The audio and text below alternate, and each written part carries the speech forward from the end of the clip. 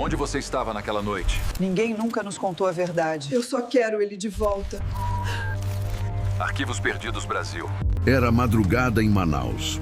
O ar pesava como uma premonição. A umidade grudava nas paredes mofadas e cada poste piscava em intervalos irregulares, como se a própria cidade respirasse em agonia. No fim da rua deserta, um táxi amarelo permanecia aceso. Faróis fixos, motor ainda quente, portas abertas. O rádio, chiando entre frequências mortas, soltava 3 estalos curtos, repetidos, insistentes, quase como um código. Dentro do veículo, o silêncio era denso o suficiente para parecer vivo. Nenhum sinal de luta, nenhum vestígio de fuga, apenas um painel travado às 2h47 da manhã e um GPS congelado sobre o mapa, marcando uma rota impossível, terminando em pleno Rio Negro, em um ponto onde não existe estrada, nem registro, nem nome. Os primeiros agentes a chegarem hesitaram antes de tocar o carro. Um deles descreveu a sensação de estar sendo observado, mesmo quando não havia ninguém por perto. O cheiro de gasolina misturado à maresia criava uma atmosfera sufocante, quase irreal. Nas redondezas, os moradores relataram algo estranho. O barulho do carro acelerando, depois freando bruscamente. E em seguida, 3 sons idênticos vindo do rádio. Um padrão que ninguém jamais conseguiu explicar. Uma testemunha jura ter visto o reflexo de alguém no banco de trás, mas ao se aproximar, só encontrou o próprio medo devolvido pelo vidro. O motorista se chamava Luiz Otávio Marins, taxista há 20 anos. Naquela noite, ele saiu para uma corrida curta e nunca mais voltou. Nenhum chamado, nenhuma corrida registrada, nenhum corpo, apenas o carro, parado, pulsando em marcha lenta, como se ainda esperasse o fim de uma viagem que nunca aconteceu. A notícia foi esquecida pelos jornais, enterrada sob outras manchetes. Mas para quem passou por aquele cruzamento nas semanas seguintes, a imagem do táxi imóvel virou lenda. Um símbolo do que Manaus prefere não lembrar. Que nem toda corrida começa com um destino e nem toda viagem termina onde deveria. Mas afinal, quem estava realmente dentro daquele táxi? E o que aconteceu depois das 2h47 daquela madrugada?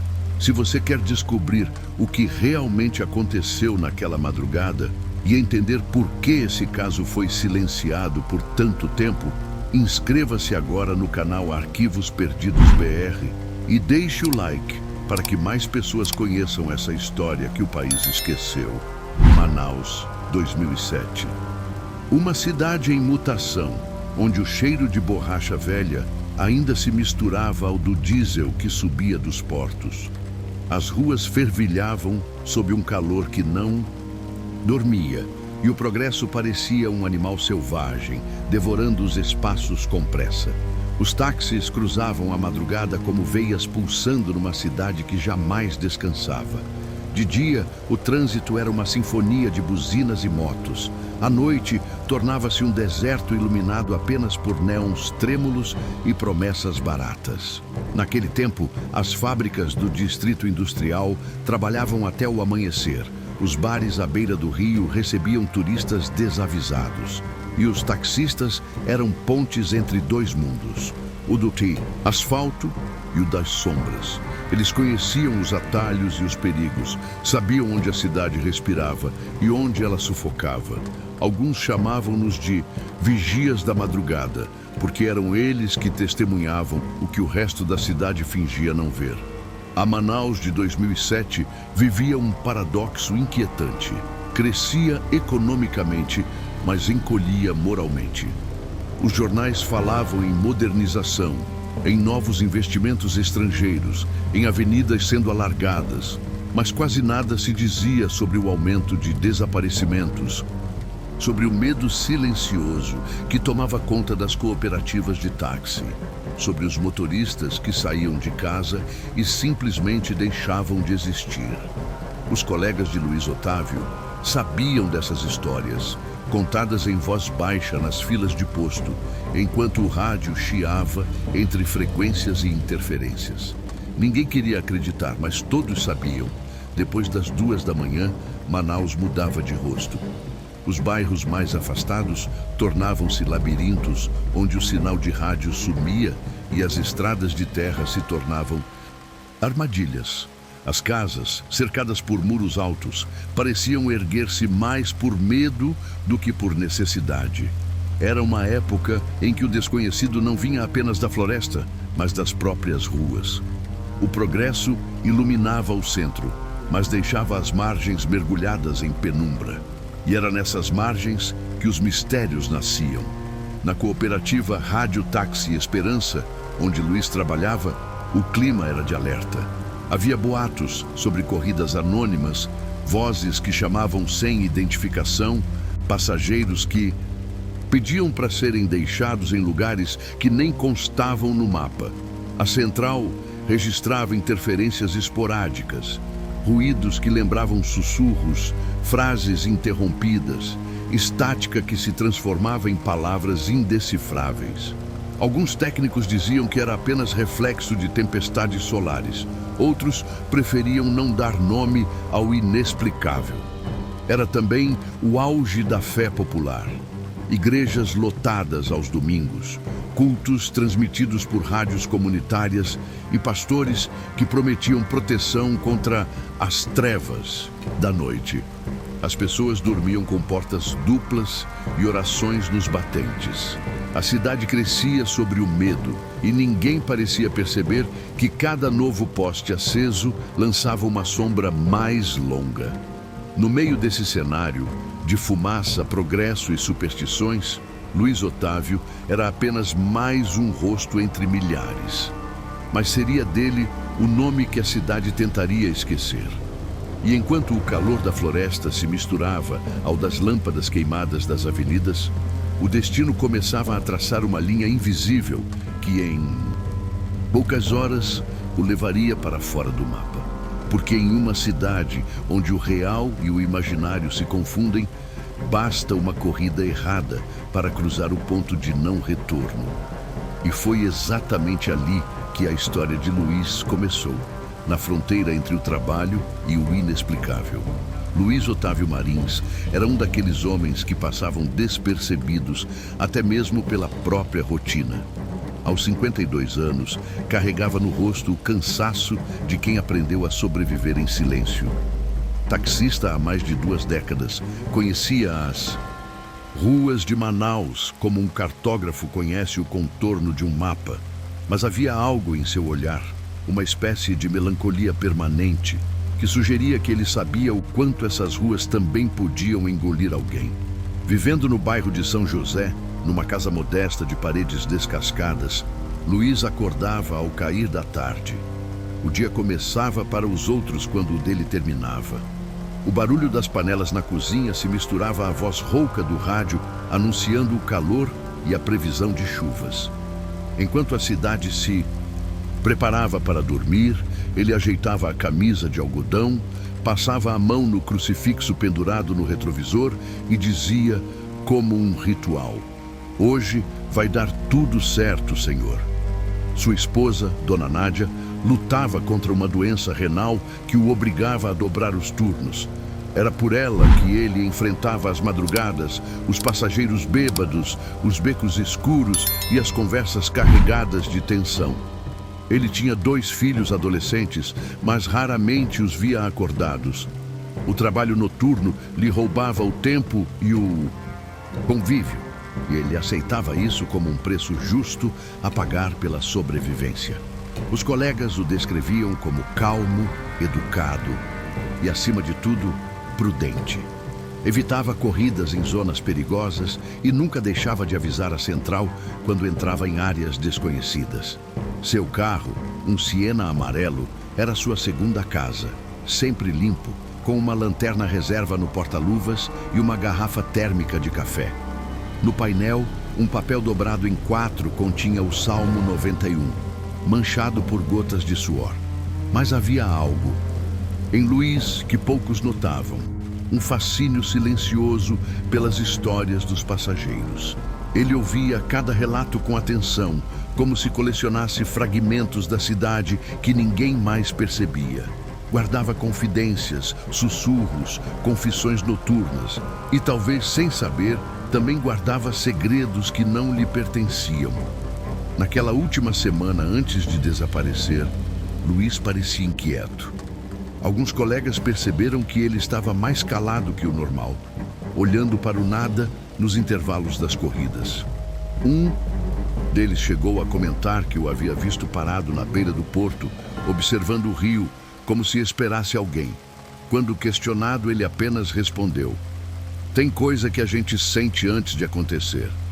Na noite de 12 de agosto de 2007, ele ligou para a central, informou a corrida e, como sempre fazia, abençoou o trajeto com um toque no crucifixo. A voz no rádio, porém, não respondeu. Luiz acreditou que fosse interferência. Não sabia que aquele silêncio seria o último som que deixaria para trás. E enquanto o táxi deslizava pelas avenidas úmidas, a cidade parecia diferente. O vento soprava do rio com um tom metálico e as luzes piscavam como se tentassem avisá-lo de algo. Nenhum dos motoristas que cruzou seu caminho naquela noite imaginou que estavam testemunhando o início de um desaparecimento que ecoaria por anos, porque o que começou como mais uma corrida logo se transformaria em um trajeto sem volta. E quando o relógio marcasse 2h11, Luiz aceitaria o chamado que mudaria tudo. O último destino de um homem que dirigia rumo ao desconhecido. Era sábado, 12 de agosto de 2007, e a cidade dormia sob o peso úmido da madrugada quando Luiz Otávio encerrou sua última corrida no centro e informou à cooperativa que atenderia um novo chamado na zona portuária. O relógio da base marcava 2h08. O rádio chiou, oscilando entre ruídos e um sussurro distante. Uma voz abafada, quase dissolvida pela interferência, pronunciou um endereço curto: Rua dos Franceses, beira do rio.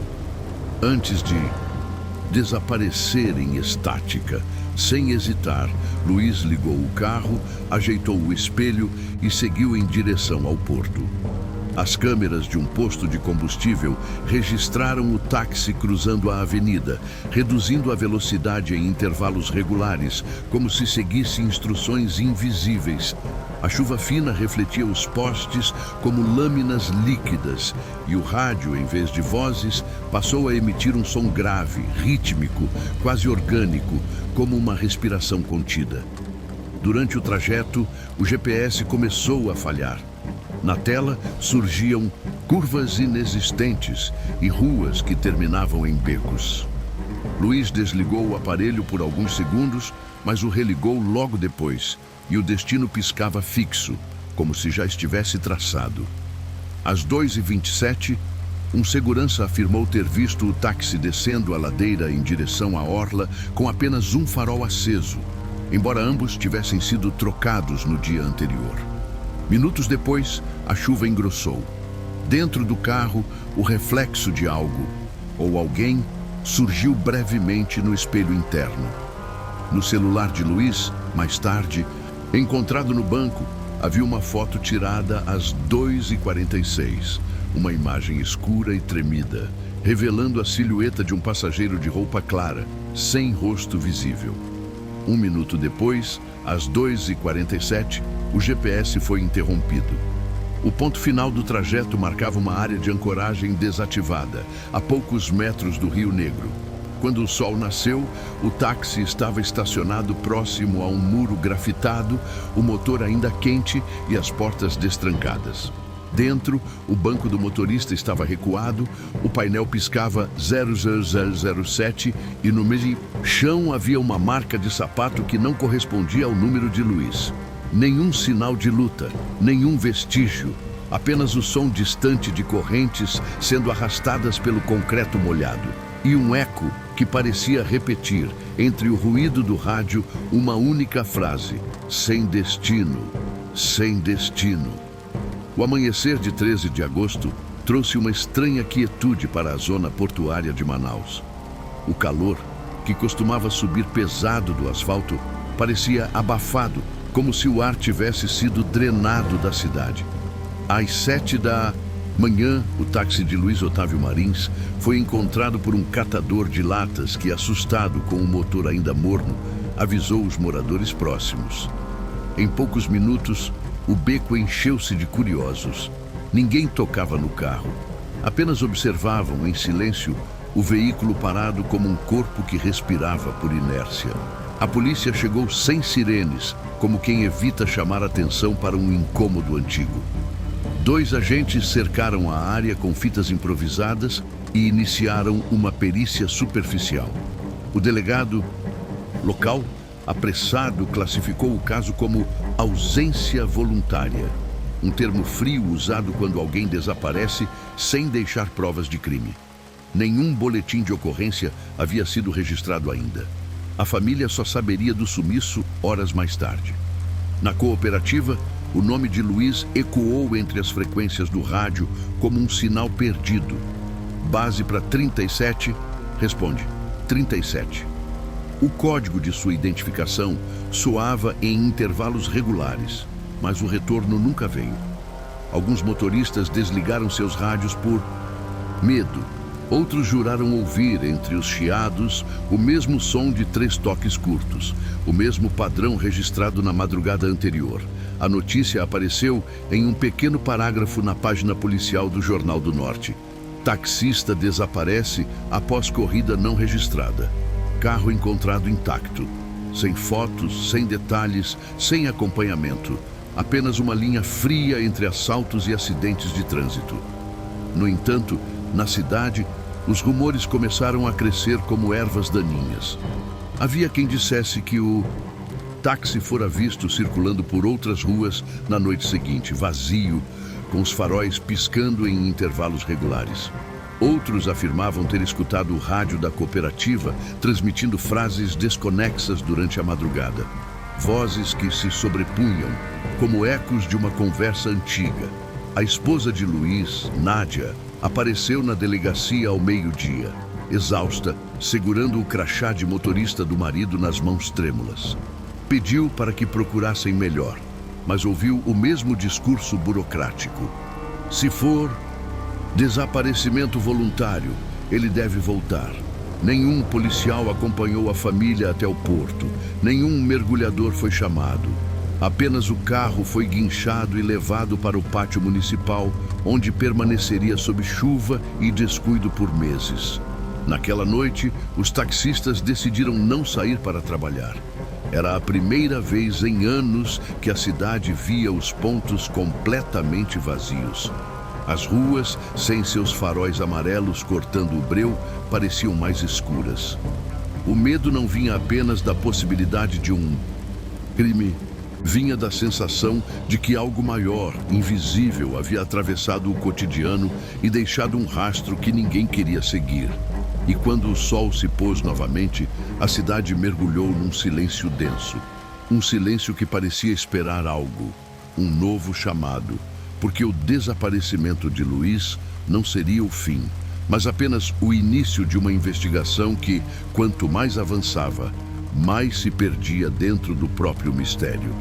O inquérito oficial sobre o desaparecimento de Luiz Otávio Marins foi aberto apenas 3 dias depois do ocorrido, um atraso que, por si só, já condenava qualquer chance de resposta.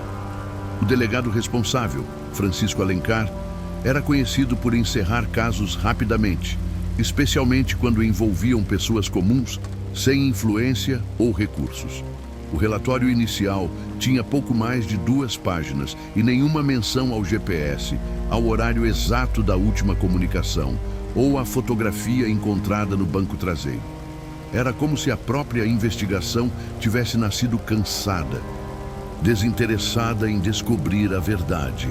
O carro de Luiz foi finalmente periciado no pátio municipal, sob chuva fina e iluminação precária. O perito criminal, um homem experiente chamado Geraldo Mota, percebeu logo de início algo anormal. O interior do veículo estava completamente limpo, limpo demais.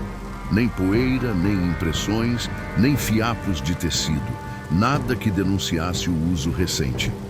O chão do banco traseiro, porém, apresentava um leve resíduo metálico misturado à graxa náutica, o mesmo tipo de substância usada na manutenção de embarcações fluviais. O detalhe intrigou Geraldo, que registrou a observação no laudo, mas o item foi suprimido na versão final enviada ao delegado. Os técnicos da central de rádio foram chamados para depor. Confirmaram que Luiz havia aceitado uma corrida às 2h11, mas disseram não saber de onde viera o chamado. O registro eletrônico simplesmente não existia.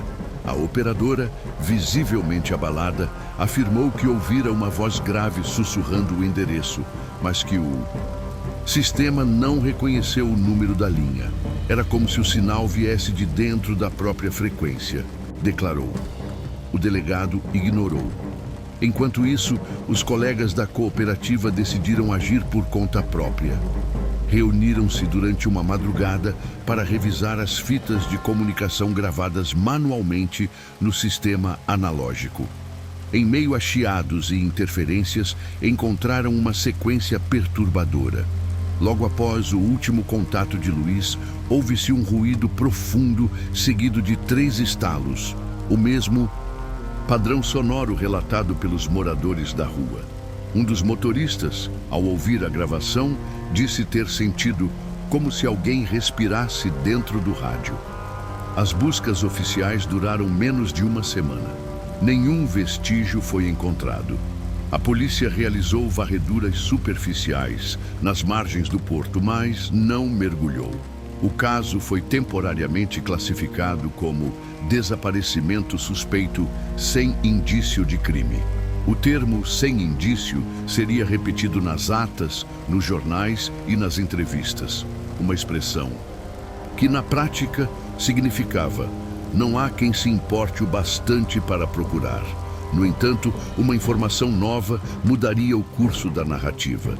Um funcionário de um armazém próximo ao local relatou ter visto o táxi de Luiz por volta das 2h30, mas o que chamou sua atenção foi o fato de o veículo trafegar em marcha lenta, com o farol esquerdo piscando e o rádio emitindo uma luz azul intermitente.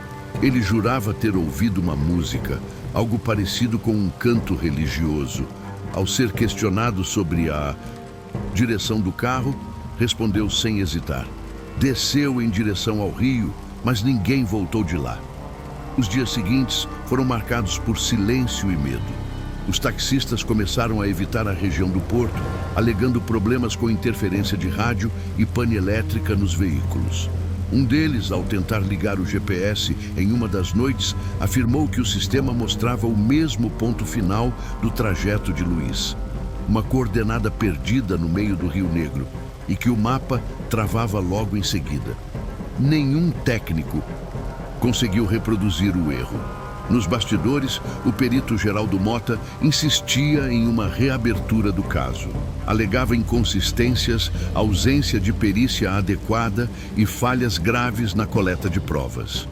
O pedido, protocolado em setembro, desapareceu misteriosamente dos arquivos da Secretaria de Segurança. E foi nesse vácuo, entre o descaso e o inexplicável, que começaram a surgir as primeiras teorias. Algumas plausíveis, outras perturbadoras. Todas, porém, partindo da mesma pergunta: se Luiz Otávio não fugiu e não foi levado, então o que o fez desaparecer? Porque às vezes a verdade não está nas evidências encontradas, mas nas que alguém fez questão de apagar. E quando os rumores começaram a tomar forma, o caso deixou de ser apenas uma investigação policial e se transformou em uma lenda viva. À medida que o desaparecimento de Luiz Otávio Marins ganhava espaço entre os taxistas e curiosos, uma névoa de versões começou a tomar forma, cada uma mais improvável e inquietante que a anterior. O caso já não pertencia à polícia, mas à voz das ruas, às conversas sussurradas nos pontos de táxi, às madrugadas em que o rádio chiava e alguém jurava ouvir o código 37 ser chamado por uma voz que não existia. A primeira teoria, a mais cômoda, veio da própria polícia. Assalto seguido de morte. O delegado responsável, pressionado pela imprensa, sustentou que Luiz teria sido vítima de criminosos que o levaram até o porto e o eliminaram. Mas a hipótese ruiu rapidamente. Nenhum pertence foi levado. O dinheiro do dia estava intacto e o veículo, o suposto palco do crime, permanecia sem marcas de luta, sem vestígios, sem sangue. Era uma explicação simples demais para um desaparecimento que cheirava a algo mais profundo. A segunda versão nasceu entre os colegas de profissão. Corrida clandestina. Havia quem afirmasse que Luiz aceitara transportar mercadorias ilegais durante a madrugada. Contrabando vindo das embarcações do rio. Mas quem o conhecia sabia. Ele evitava riscos, recusava corridas anônimas e jamais se afastava do trajeto registrado. Era um homem metódico, quase supersticioso, e imaginar que se arriscaria por dinheiro soava absurdo. A terceira teoria, porém, não se dissipou com o tempo, espalhou-se como fumaça. A hipótese sobrenatural. Boatos diziam que, nas semanas anteriores, Luiz comentara sobre um passageiro estranho que sempre pedia corridas noturnas, mas nunca falava. Vestia terno branco amarrotado e um chapéu antigo, apontava o caminho e desaparecia antes da chegada. Um radialista aposentado afirmou ter gravado, naquela mesma madrugada, uma interferência na frequência da cooperativa. Uma voz grave repetindo sem destino, com timbre distorcido, como se viesse das profundezas do rio. Foi então que o medo tomou corpo. Entre 2005 e 2009, outros 7 motoristas desapareceram em circunstâncias semelhantes, sempre à beira do Rio Negro, sempre com o mesmo som de 3 toques curtos ecoando no rádio. O caso deixava de ser um mistério. Isolado, tornava-se uma sequência, uma assinatura invisível. E o que seria descoberto anos depois, oculto dentro do próprio carro de Luiz, provaria que alguns ecos do passado jamais se calam. 7 anos se passaram desde a noite em que Luiz Otávio Marins desapareceu. A cidade seguiu seu curso natural de esquecimentos. Novas rotas, novos táxis, novas histórias que se sobrepunham às antigas. Até que, em 2014, o destino, ou o acaso, decidiu reabrir o arquivo que todos julgavam enterrado. O táxi de Luiz, aquele mesmo Siena amarelo que havia sido recolhido ao pátio municipal, foi leiloado em um lote de veículos sucateados. O comprador era um pequeno mecânico da Zona Norte, Raimundo Vasques, que pretendia restaurar o carro e revendê-lo. Durante a desmontagem do painel, Raimundo encontrou algo que não constava em nenhum relatório anterior. Um pequeno chip de GPS escondido atrás do compartimento elétrico, colado com fita isolante envelhecida. O dispositivo, já corroído pelo tempo, guardava um arquivo, uma única rota registrada na noite do desaparecimento. A princípio parecia apenas uma repetição do trajeto oficial, mas ao cruzar os dados com um programa de geolocalização, Raimundo percebeu algo impossível. O veículo havia repetido o mesmo percurso 2 vezes, com diferença de apenas 7 minutos entre cada volta. Era como se o táxi tivesse dado um círculo perfeito e retornado ao mesmo ponto, e depois, misteriosamente, partido em direção ao rio. A última coordenada marcava o exato trecho de ancoragem abandonada onde o carro fora encontrado, mas o arquivo indicava um deslocamento adicional de 20 metros sobre o leito do Rio Negro. A descoberta despertou a curiosidade do novo dono, que entregou o chip a um técnico de informática da universidade local.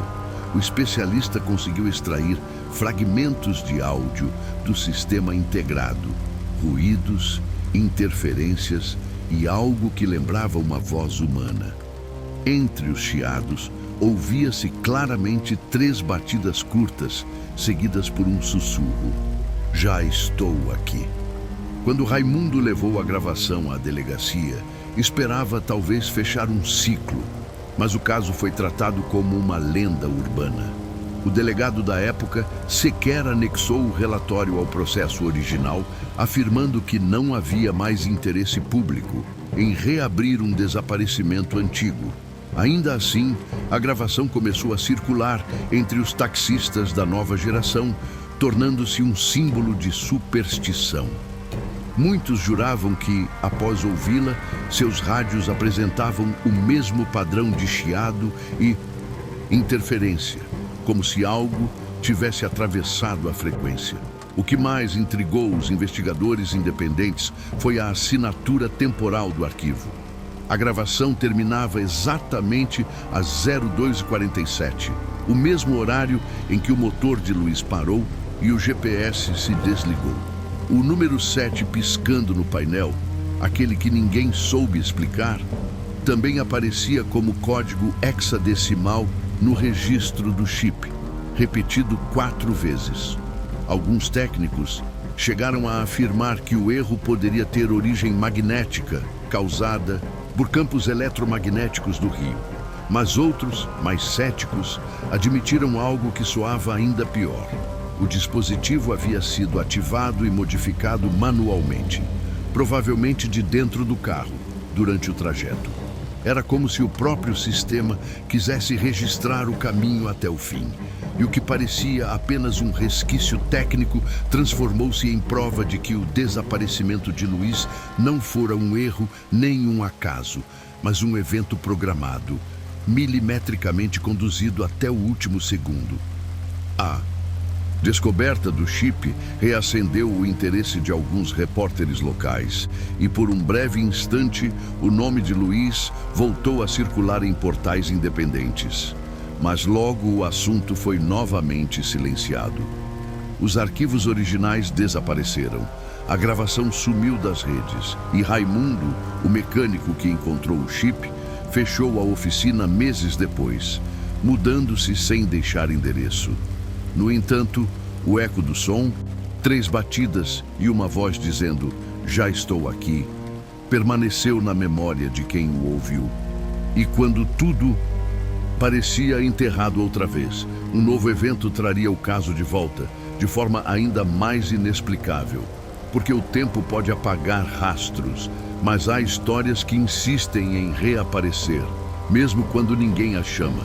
Depois de 2014, o caso Luiz Otávio Marins mergulhou em um esquecimento calculado. Era como se a própria cidade, cúmplice do mistério, tivesse decidido apagar o nome dele de sua história. Nenhum novo artigo foi publicado, nenhum repórter insistiu no assunto. O carro, leiloado e desmontado, desapareceu nos desmontes da periferia. E o arquivo digital, que continha a gravação do chip, sumiu dos bancos de dados da Polícia Civil sem deixar rastro. As poucas pessoas que tentaram revisitar o caso encontraram barreiras estranhas. Laudos que constavam como não localizados, páginas de jornal substituídas por anúncios antigos e fitas de rádio deterioradas em um incêndio misterioso na sede da antiga cooperativa. Era como se tudo o que restava de Luiz estivesse sendo lentamente consumido por um fogo invisível, o fogo do esquecimento. A esposa dele, Dona Nádia, faleceu em 2011 sem nunca receber resposta. Os filhos se mudaram para o interior, recusando entrevistas e evitando qualquer menção ao nome do pai.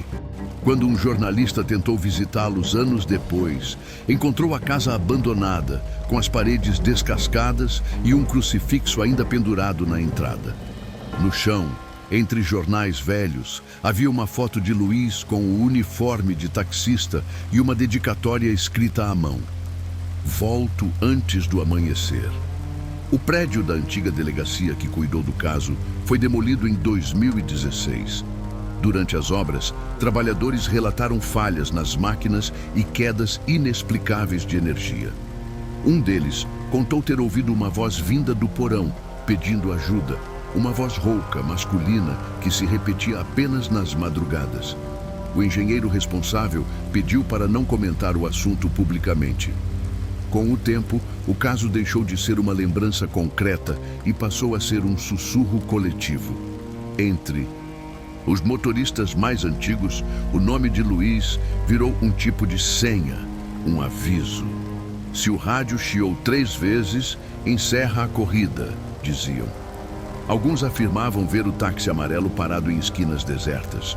Outros diziam ouvir, nos canais mortos da cooperativa, o código 37, sendo chamado em voz baixa, como se alguém ainda esperasse resposta. A cidade, acostumada a transformar tragédias em rotina, simplesmente seguiu em frente. O desaparecimento do taxista tornou-se mais uma lenda urbana contada em bares de beira de estrada e nos grupos de rádio amadores.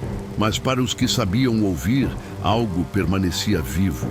Um ruído sutil, uma presença que se recusava a ser esquecida. E foi justamente esse ruído, persistente e incômodo, que anos depois chamaria a atenção de um grupo de jovens jornalistas interessados em reabrir velhos mistérios. O que eles descobririam ao vasculhar os arquivos esquecidos de uma cooperativa extinta não apenas devolveria o nome de Luiz Otávio às manchetes, mas também provaria que o caso nunca havia terminado. Porque algumas histórias não morrem quando se calam, elas apenas esperam o momento certo para voltar a falar. Em 2023, 16 anos após o desaparecimento de Luiz Otávio Marins, o nome dele ressurgiu de um jeito que ninguém esperava. Tudo começou quando um grupo de estudantes de jornalismo da Universidade Federal do Amazonas decidiu criar um projeto chamado Vozes Apagadas, dedicado a reabrir casos sem solução da região norte. Entre pilhas de arquivos mofados e gravações empoeiradas, eles encontraram uma caixa sem identificação, lacrada e esquecida em um armário do antigo prédio da cooperativa Rádio Táxi Esperança. Dentro da caixa havia fitas cassete, anotações rasgadas e etiquetas com datas entre 2006 e 2008. A maioria das gravações estava danificada, exceto uma, a fita número 37, com o nome Luiz O, rabiscado à caneta. O número, o mesmo código do motorista desaparecido, fez o grupo acreditar que tinham encontrado algo importante. E estavam certos. Ao digitalizarem o conteúdo, perceberam que se tratava de uma gravação de rádio feita na madrugada do desaparecimento. Nos primeiros minutos, apenas estática e ruídos. Depois, uma voz feminina, reconhecida como a da operadora de plantão, chamando "Base para 37, confirma o retorno?" Silêncio. Então, segundos depois, uma voz masculina, rouca, lenta, responde: "Já estou aqui, motorista." A gravação parou abruptamente em seguida, deixando o estúdio mergulhado num silêncio que parecia respirar. Os estudantes tentaram identificar a origem da voz, mas os peritos consultados afirmaram que o timbre não correspondia a nenhum dos motoristas registrados na cooperativa, nem a Luiz. O espectrograma da gravação mostrava picos de frequência abaixo do padrão humano, com uma interferência magnética semelhante à de transmissões submarinas. O grupo publicou um pequeno artigo sobre o achado em um blog universitário. Em poucos dias, o texto viralizou nas redes locais. O caso Luiz Otávio Marins retornava à superfície, agora envolto em novas perguntas. A imprensa tentou contatar a antiga central de rádio, mas o prédio já havia sido demolido. Nenhuma gravação original foi oficialmente entregue à polícia. Mesmo assim, a história reacendeu um medo antigo entre os motoristas. Muitos começaram a relatar interferências nas madrugadas. O rádio trava, o GPS apaga e dá para ouvir alguém chamando o 37, dizia um deles em entrevista. A cooperativa sucessora instalou novos sistemas digitais, mas os ruídos continuaram. Alguns juravam que a voz dizia sempre a mesma frase: "Já estou aqui", seguida de 3 batidas curtas. Os estudantes, pressionados pela atenção repentina, decidiram encerrar o projeto e não conceder mais entrevistas. Um deles, meses depois, relatou em depoimento informal que, ao revisar novamente a fita digitalizada, o áudio havia mudado. O ruído inicial parecia agora formar uma nova sequência de sons, como uma resposta. Sem destino. Sem destino, a gravação foi retirada do ar, mas cópias clandestinas começaram a circular em fóruns de mistério e programas de rádio alternativos. A lenda de Luiz Otávio, o taxista que seguiu um passageiro inexistente, atravessava gerações. O caso, que a polícia tentou arquivar sob a poeira do tempo, havia voltado a respirar, com o mesmo fôlego frio de uma noite interrompida. E no meio de tantas versões, uma verdade se impunha com a força do inevitável. Luiz não desapareceu apenas do mapa, mas pareceu cruzar um limite entre o que é físico e o que é lembrado. Mas o que esse caso realmente nos diz sobre nós, sobre a cidade e sobre a fragilidade entre o real e o esquecido, vai muito além de um crime sem solução. Porque às vezes, o que buscamos nas sombras não é a resposta, é o espelho. Toda cidade tem suas histórias apagadas, mas algumas, como a de Luiz Otávio Marins, se recusam a morrer porque não falam apenas sobre quem se perdeu. Falam sobre nós, sobre a maneira como lidamos com o medo, o esquecimento e a necessidade de acreditar que há uma explicação para tudo, mesmo quando ela nunca vem. O caso do taxista desaparecido é mais do que um relato policial. É um espelho da solidão humana, de um homem que dirigia por entre ruas vazias, acreditando que o trabalho era o caminho para o amor, que o sacrifício era a ponte para o amanhã. Luiz não foi vítima apenas de um destino incerto, foi vítima de uma cidade que aprendeu a ignorar o grito dos que somem em silêncio. A linha que separa o real do inexplicável é tênue. O GPS pode falhar, as fitas podem distorcer o som, mas o vazio deixado por alguém que simplesmente desaparece é um tipo de ruído que nem o tempo consegue silenciar. Talvez o mistério nunca tenha estado no passageiro. Talvez tenha estado em tudo aquilo que Manaus escolheu não ver. Os becos sem luz, as vozes sem registro, as promessas de justiça que evaporam no calor. A história de Luiz também revela uma verdade incômoda sobre a memória. Esquecemos o que nos assusta, mas o que tentamos apagar retorna, não como lembrança, mas como presença. É por isso que, ainda hoje, motoristas juram ouvir o chamado do Código 37 nas madrugadas úmidas ou ver um táxi amarelo cruzando lentamente as ruas próximas ao porto. São ecos, fragmentos de algo que se recusa a ser encerrado. Talvez a explicação nunca esteja nas provas, mas na forma como o medo se preserva. Cada vez que o rádio chia, cada vez que um carro apaga no meio da rota, um pedaço dessa história renasce. Não como assombração, mas como lembrança de que o desaparecimento de um homem pode ser o retrato mais fiel de uma cidade inteira que tenta sobreviver ao próprio esquecimento. E se o caso de Luiz Otávio continua a ecoar, não é por sua tragédia, mas porque, em algum lugar dentro de cada um de nós, ainda existe a pergunta que ele deixou no ar: até onde vai o caminho quando o mapa termina? O tempo passou, mas o caso de Luiz Otávio Marins continua a respirar nas frestas da cidade. O porto mudou, os táxis mudaram, mas o eco daquela madrugada ainda parece rondar o ar quente das avenidas. Há noites em que o vento sopra do rio, trazendo consigo um som quase imperceptível, 3 toques curtos, repetidos, seguidos por um sussurro distante. Alguns dizem que é apenas o ranger dos guindastes, outros juram que é o rádio tentando falar outra vez. Manaus, com seus fantasmas fluviais e memórias afogadas, aprendeu a conviver com o inexplicável. E é isso que torna histórias como a de Luiz tão inquietantes. Não são apenas relatos sobre desaparecimentos, mas lembretes de que o esquecimento também é uma forma de morte. Quando ninguém mais fala, o silêncio assume o lugar da verdade. E o silêncio, às vezes, sabe mais do que qualquer testemunha.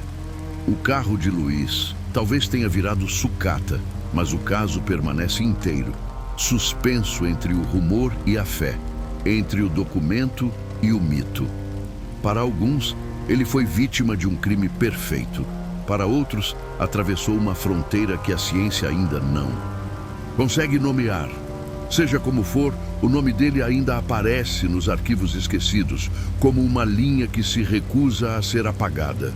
No final das contas, talvez o mistério não esteja em entender para onde Luiz foi, mas em aceitar o fato de que certas rotas não têm volta, que há destinos que se cumprem no exato momento em que desviamos do caminho conhecido.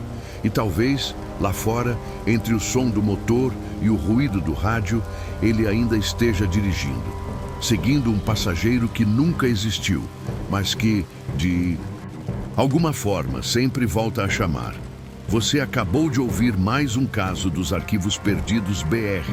Histórias que o tempo tentou enterrar, mas que ainda pulsam entre nós. Se acredita que nenhuma história deve morrer, inscreva-se no canal e venha investigar o próximo mistério conosco. Porque há verdades que não estão nos jornais nem nos arquivos. Estão nas vozes que o silêncio insiste em guardar. E quando o vídeo terminar, talvez você perceba. Algumas rotas continuam abertas, mesmo depois do fim.